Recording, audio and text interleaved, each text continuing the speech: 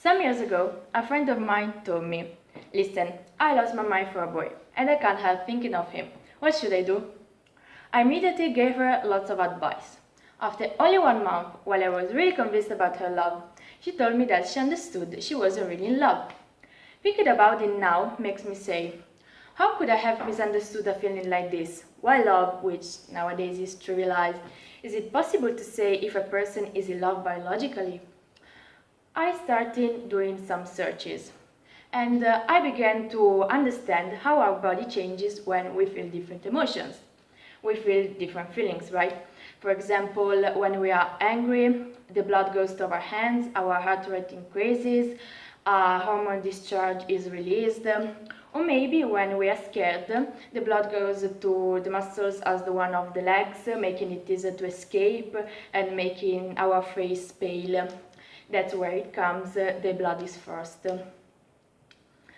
In happiness, we tend to send away negative thoughts, increasing our energy. This configuration gives the body a general rest, and it makes our body not only helpful and enthusiastic for everything it has to do, but also ready to fight for different goals. Differently, in sadness, the energy decreases as our enthusiasm for distraction and pleasures.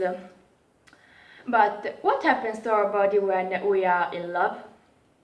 Imagine a room full of children who are sleeping. That's our brain where we are not in love.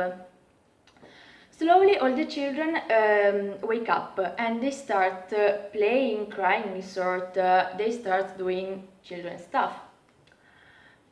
So that's our brain when we start loving a person.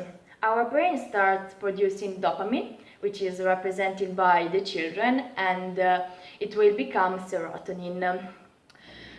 We start underestimating our primary needs as eating and sleeping. We feel elated, thinking we can do everything. We feel full of energy. We are really calm.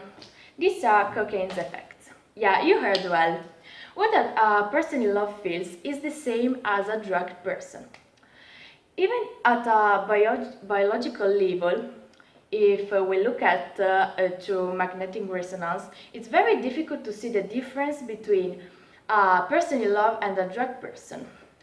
These are through magnetic resonances, and try to say which of the two resonances is the one of a person in love.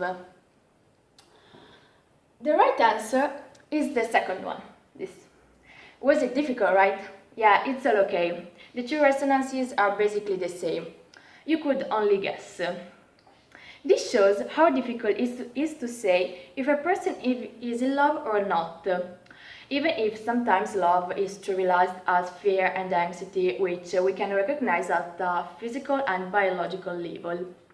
Our body is so strange. Negative feelings are shown in their heaven ones, while positive things are hidden, almost with jealousy. Every time we are fascinated by our body and its secrets. Not even the Area 51, but that's the beauty. We don't stop learning about ourselves and the others.